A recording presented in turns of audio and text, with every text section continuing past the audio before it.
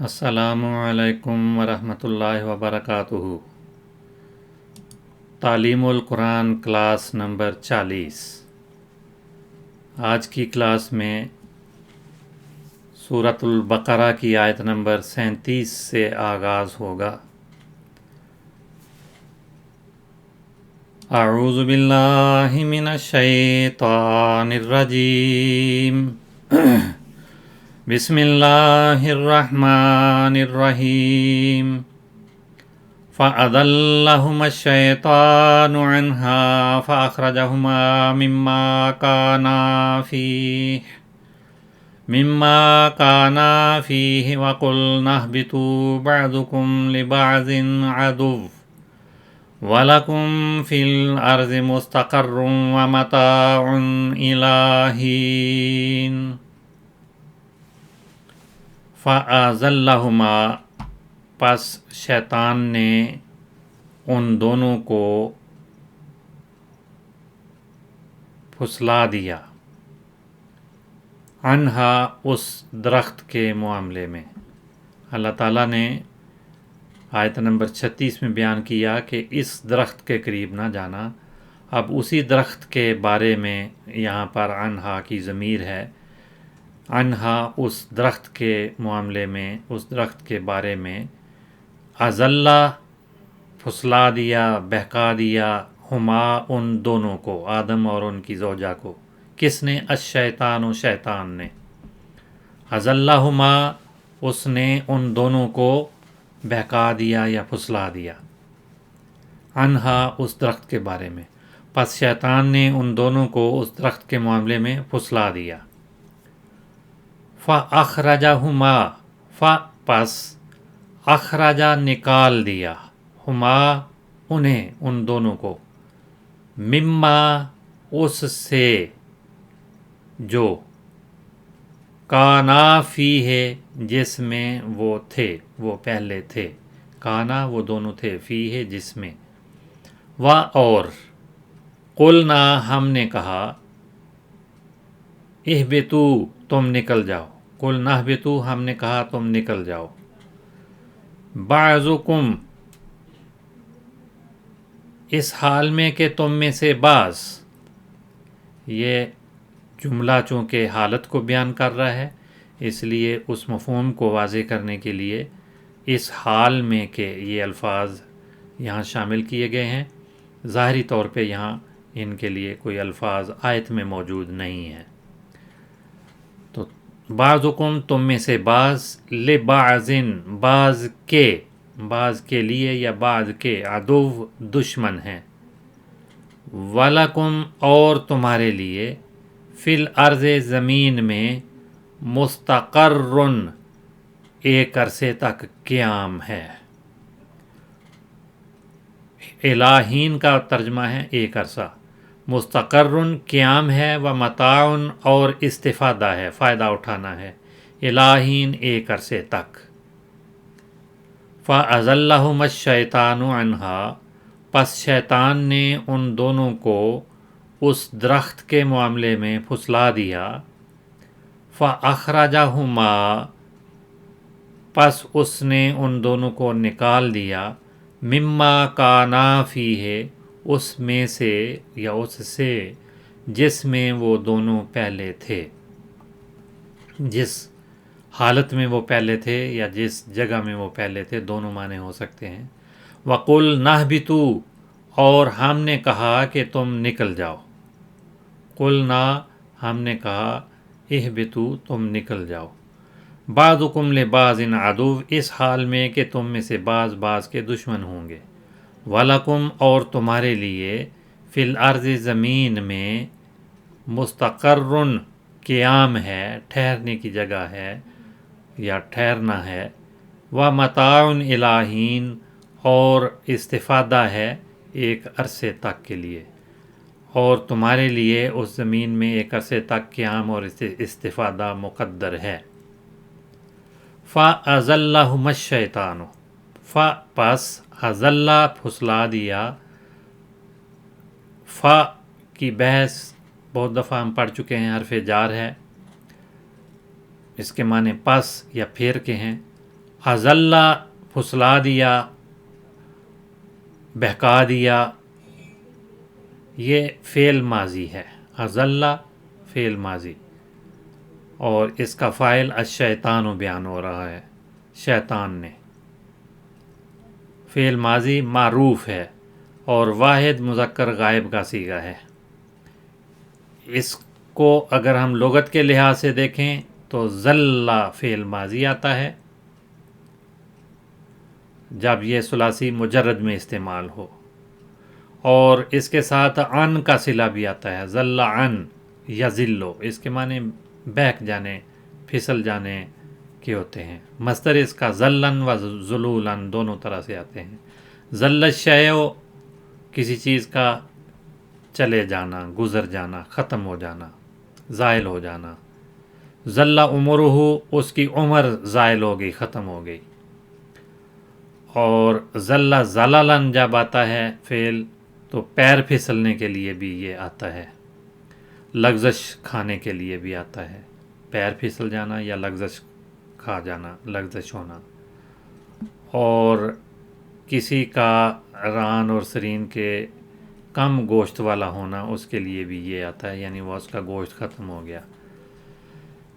इसी ज़ल्ला के शुरू में एक हमज़ा शामिल करके बाब इफ़आल में इसका सीगा जब बनाया जाता है तो अज़ल्ला बनता है, और इसका मफ़ूल बराह रास्त बिलुमूम आ जाता है। अज़ल्लहू, उसने उसको फुसला दिया, बहका दिया, उसकी लग़ज़श करवा दी। ये मुतअद्दी हो जाता है, ज़ल्ला लाजिम है और ये मुतअद्दी है।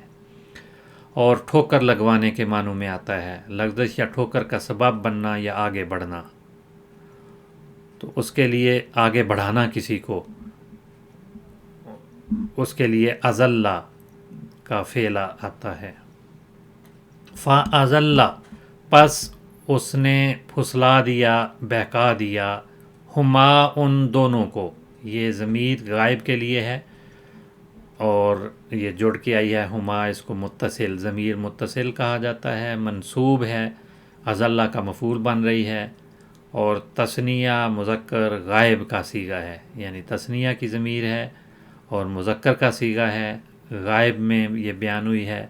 और इस ज़मीर का मर्जा हज़रत आदम अलैहिस्सलाम और उनकी ज़ौजा हैं, तो उन दोनों का ज़िक्र यहाँ इन आयात में हो रहा है, तो उनके लिए ये हुमा की ज़मीर बयान हुई है।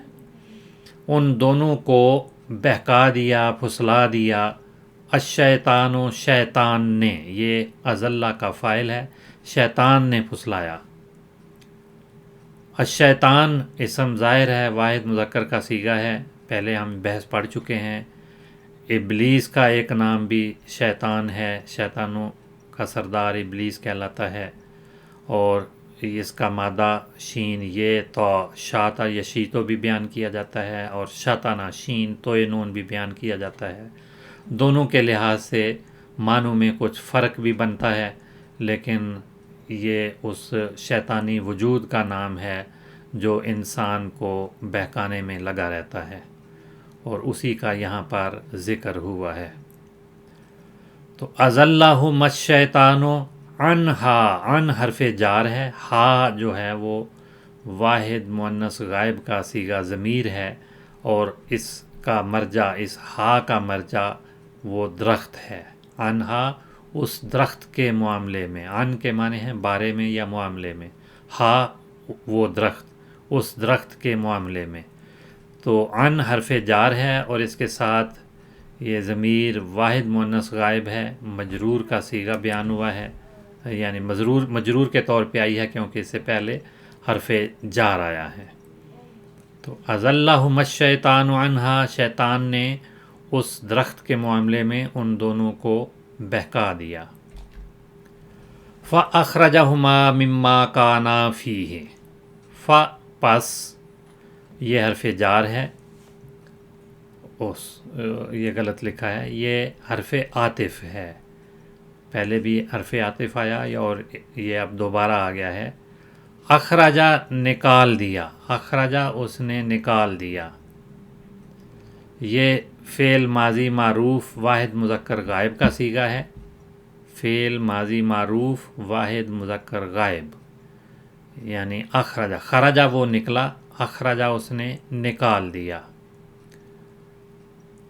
ہما ان دونوں کو، انہیں، یہ ضمیر متصل منصوب تثنیہ مذکر غائب کا صیغہ ہے، انہیں، اور مفعول کے طور پہ یہ استعمال ہو رہی ہے اس لیے اسے منصوب ہم کہیں گے۔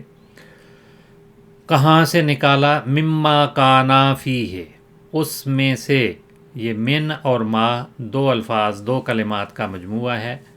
کانا وہ دونوں تھے، جس میں وہ دونوں تھے، اس سے ان کو نکال دیا۔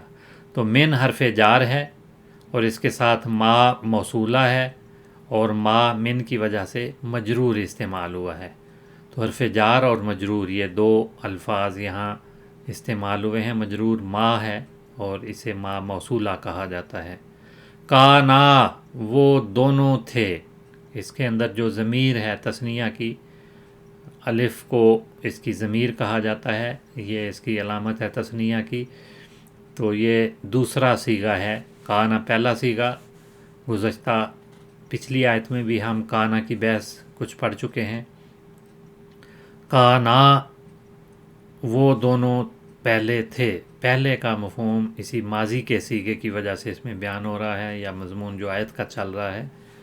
کانا یکون کائنن، کسی بات کا ہونا، یہ کانا جو ہے فعل ناقص کہلاتا ہے اور جملہ اسمیہ پر داخل ہوتا ہے، مبتدا کو اس کا اسم اور خبر کو اس کی خبر کہتے ہیں، اور یہ اپنے اسم کو رفع اور خبر کو نصب دیتا ہے۔ جیسے کان النہار مشمسن، اس میں النہار مبتدا اور مشمسن اس کی خبر تھی، اس پہ کانا جب داخل ہوا تو النہار اس کا کانا کا اسم بن گیا، اور مشمسن خبر جو تھی وہ کانا کی خبر کہلائے گی۔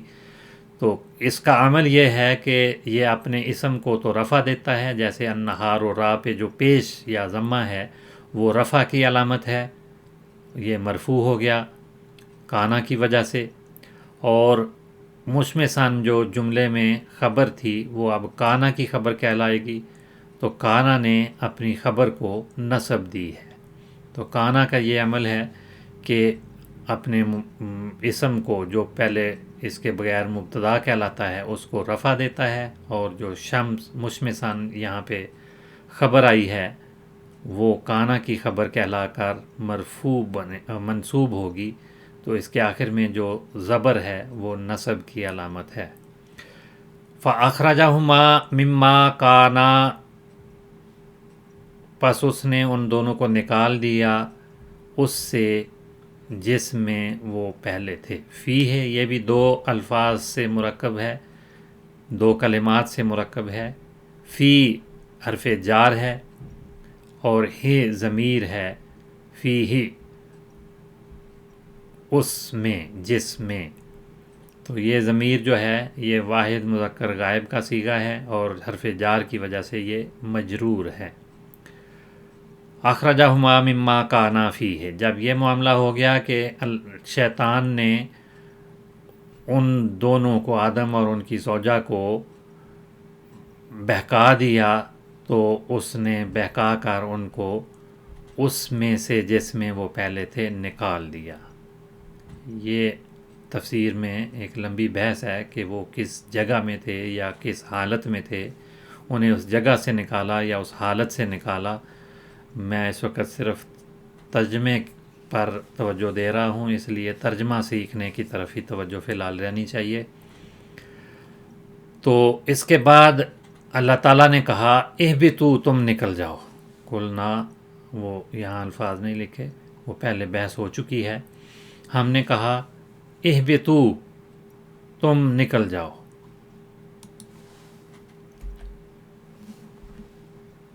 وَقُلْنَا اهْبِطُوا، ہم نے کہا کہ تم نکل جاؤ۔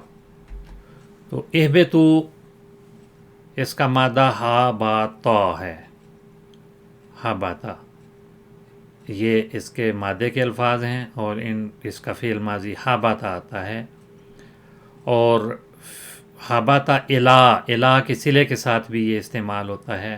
ہابطا فی کے ساتھ، فی کے صلے کے ساتھ بھی، یعنی حروف جارہ جو اس فعل کے ساتھ آ رہے ہیں ان کو صلہ کہا جاتا ہے. تو الا، فی، من، یہ تینوں حروف جارہ اس فعل کے ساتھ آتے ہیں اور مختلف معنی پیدا کرتے ہیں.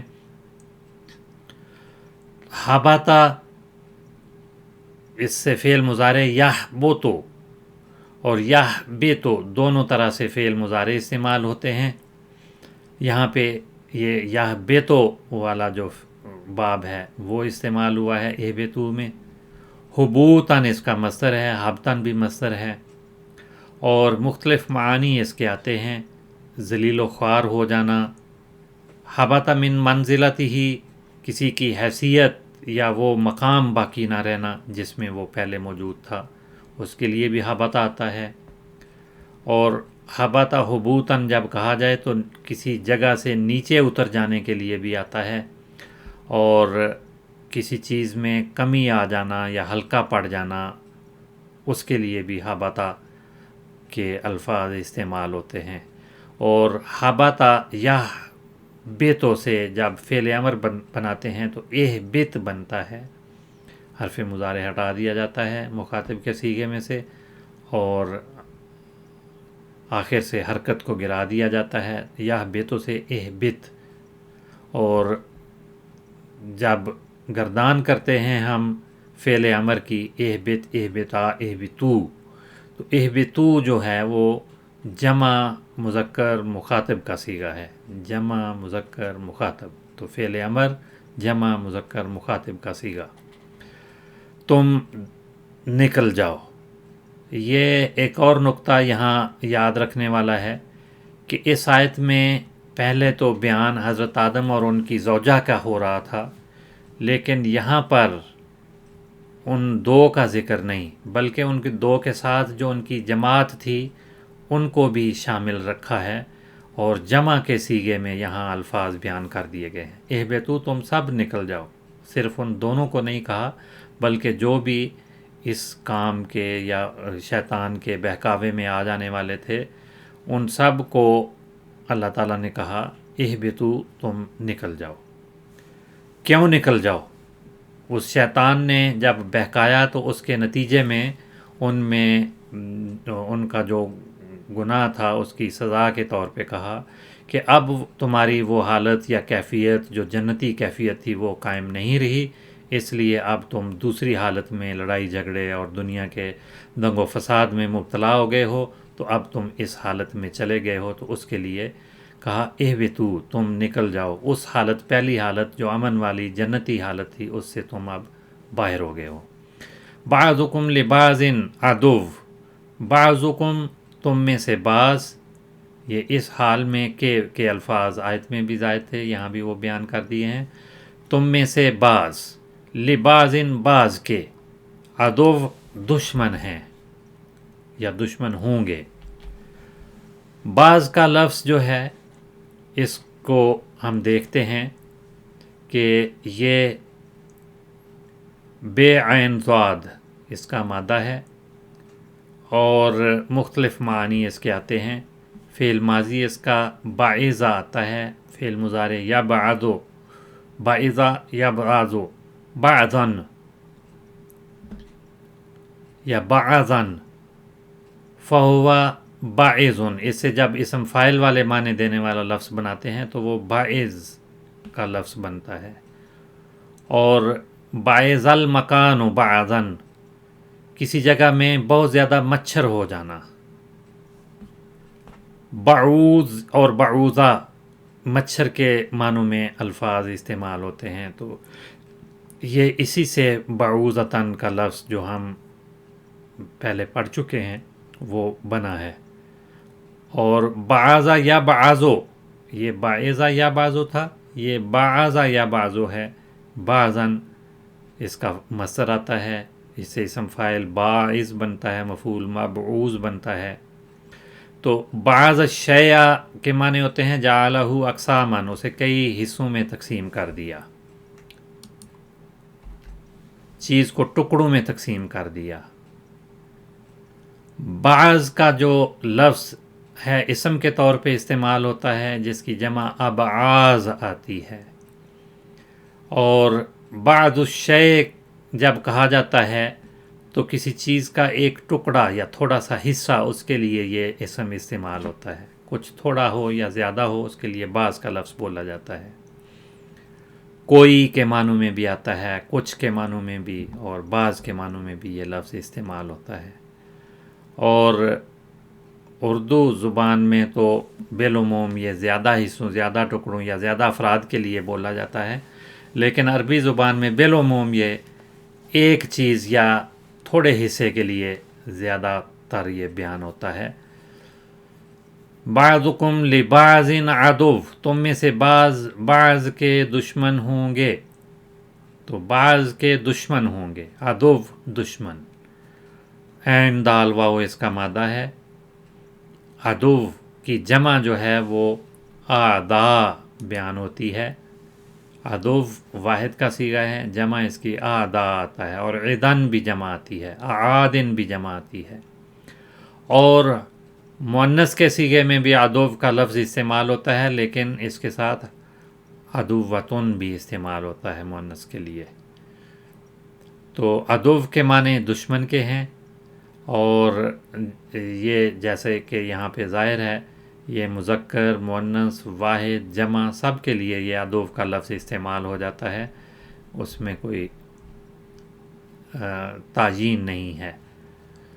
اور تثنیہ اور مؤنث بھی کے طور پہ بھی یہ عدو کا لفظ استعمال ہو جاتا ہے، اور اس کی جمع عدا اور اعداء دونوں طرح سے آتی ہے. اور جمع الجمع جب اس کی بنایا جائے تو اعاد آتی ہے، یعنی جمع کی مزید جمع اگر بنائی جائے تو وہ اعاد کا لفظ بولا جاتا ہے. اور جب اس کا فعل استعمال کریں تو عین دال واو کو الف بنا کے ادا پڑھا جاتا ہے. مادہ اس کا عین دال واو ہے، لیکن واو جو ہے وہ جب اس سے پہلے زبر یا فتح آ جاتی ہے تو بالعموم اس کو الف میں تبدیل کر دیا جاتا ہے، تو ادا فعل ماضی بنے گا. اس کے ساتھ علا کا صلہ بھی استعمال ہوتا ہے، ادا علیہ. مصدر اس کا عدون، عدوً، اداءً، عدوانًا، یہ مختلف مصادر استعمال ہوتے ہیں. تو ادا کے معنی کیا بنیں گے؟ زیادتی کرنا، کسی کے خلاف جارحیت کرنا. اسی سے ثلاثی مزید کا باب کئی ابواب بنتے ہیں. ان میں سے ایک یہ ہے کہ شروع میں حمزہ اور درمیان میں ایک تا شامل کر کے باب افتعال ہم اس کو کہتے ہیں اصطلاح میں. تو باب افتعال میں فعل ماضی اعتدا بنتا ہے. اعتدا یہ فعل ماضی ہے. اور اعتدا علیہ ظلمًا وعدوانًا، اس کے ساتھ علا کا صلہ بھی استعمال ہو جاتا ہے، اور ظلمًا اور عدوانًا دونوں اس کی تاکید کے لیے مزید آ جاتے ہیں، اور اس کے معنی ہوتے ہیں اسے تکلیف دی یا اس پر ظلم کیا. اسی سے عین دال واو سے عین کے بعد یعنی فا کلمہ کے بعد ایک الف شامل کر کے بھی فعل بنایا جاتا ہے، عادا یعادی. تو عادا اس میں دو فریق بالعموم شامل ہو جاتے ہیں. عادا جارہ، اس نے اپنے پڑوسی کے ساتھ جھگڑا کیا. تو اپنے پڑوسی سے جھگڑا کرنا یا اس کا دشمن ہو جانا، اس کے لیے عادا کے الفاظ استعمال ہوتے ہیں. تو یہ مختلف اس لفظ کے استعمالات ہیں. عدو دشمن، جیسا کہ یہ لغات سے واضح ہو گیا. تو یہاں پر عدو کا لفظ جو ہے وہ جملے میں خبر کے طور پہ آیا ہے. بعضکم، پہلا جو بعض آیا ہے وہ مبتدا ہے اور عدو وہ اس کی خبر ہے. تم میں سے بعض دشمن ہوں گے، لبعض بعض کے. اور ایک اور جملہ اللہ تعالیٰ نے آخر میں پھر دہرایا، وَلَكُمْ فِي الْأَرْضِ مُسْتَقَرٌّ وَمَتَاعٌ إِلَىٰ حِينٍ.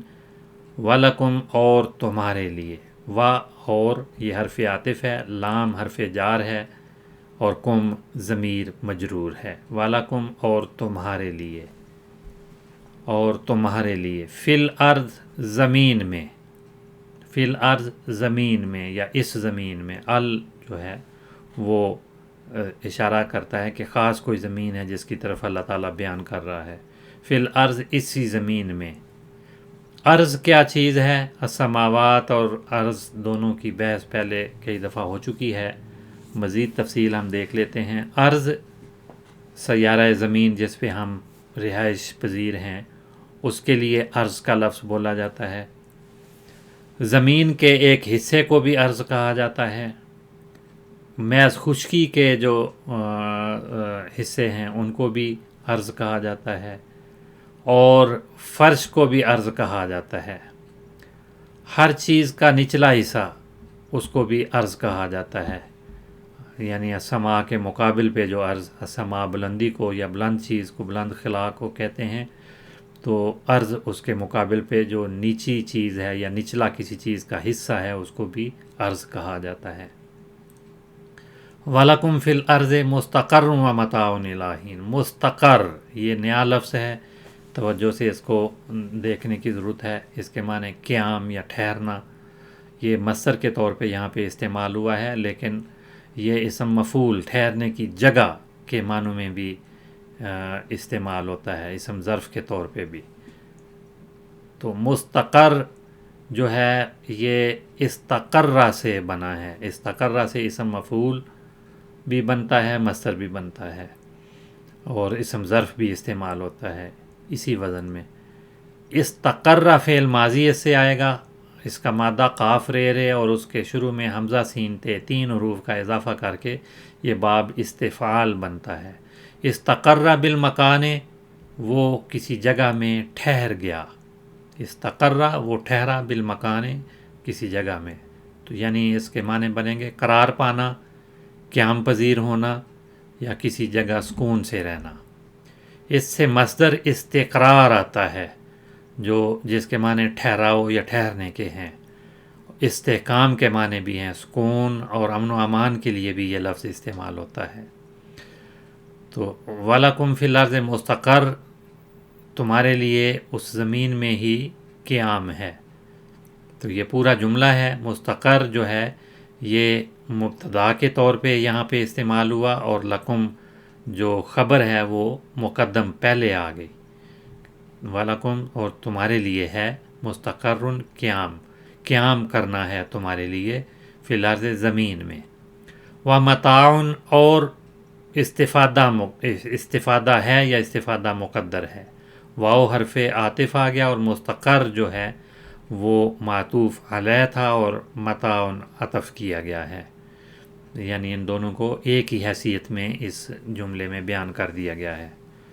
اور استفادہ مقدر ہے، متاع کا لفظ دیکھنے کی ضرورت ہے، میم تے عین، میم تا عین اس کا مادہ ہے، اور لطف اور استفادہ اور نفع کے لیے یہ لفظ متاع کا بولا جاتا ہے۔ دوسرے معنی ہیں ہر قابل استفادہ چیز یا سامان خانہ، گھر کا جو سامان فرنیچر وغیرہ ہے وہ بھی متاع کہلاتا ہے۔